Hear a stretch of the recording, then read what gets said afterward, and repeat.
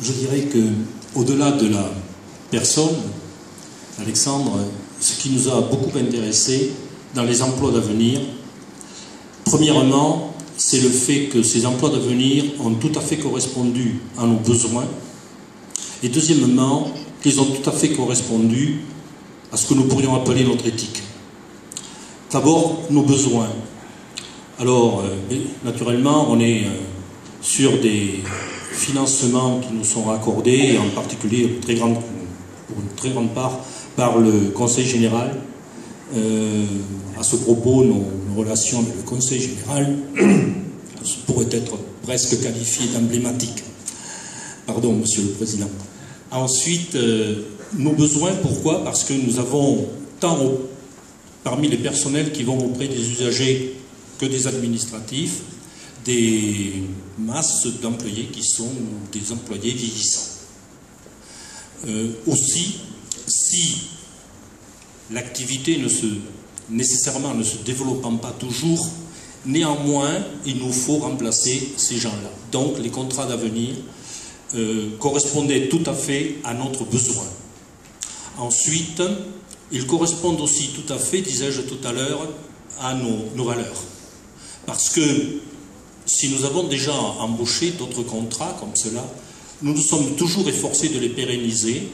Et ici, il n'est pas question, au bout de 3 ans, de ne pas pérenniser l'emploi d'Alexandre.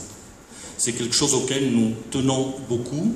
3 ans, c'est suffisant pour s'asseoir sur un travail et ensuite pour pouvoir continuer donc dans cette activité là auprès de nous. Merci Monsieur le Président. Alors une petite question pour Alexandre. Alexandre, et toi, qu'est-ce qui t'a intéressé dans cet emploi d'avenir en termes de perspective? Premièrement, ce qui m'a intéressé, c'est l'emploi, le projet professionnel pour les formations à venir.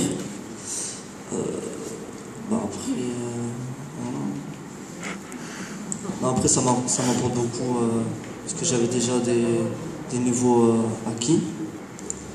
Et maintenant, je mets en valeur toutes mes compétences au sein de l'entreprise de Monsieur le Président. Merci Alexandre.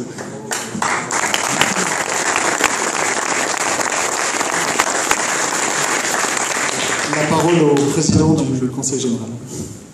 Oui, quelques mots moi aussi, parce que le Conseil général, Monsieur le ministre, a bien sûr créé des emplois d'avenir dans ses services, une quinzaine, mais surtout le Conseil général a voulu s'associer à ce mouvement en apportant une aide de 1 000 € à l'ensemble des associations, des structures ou entreprises qui créent un emploi d'avenir. Parce que, je ne veux pas être très long, ça a été dit, l'emploi d'avenir, c'est insérer un jeune qui est loin du monde du travail, l'insérer dans le travail, dans le monde du travail, avec une formation à la clé et souvent un emploi derrière. Donc, comme tout à l'heure, nous avons vu le contrat de génération, c'est un exemple magnifique de comment intégrer notre jeunesse dans ce monde difficile, dans le monde du travail, avec le contrat de génération en partenariat avec une personne plus âgée dans l'entreprise qui va le former.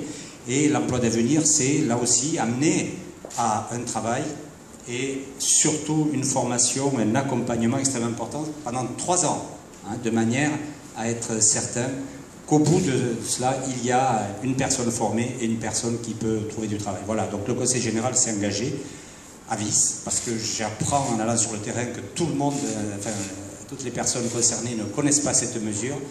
Le Conseil général finance à hauteur de 1 000 € par an et par emploi tout nouveau contrat emploi d'avenir.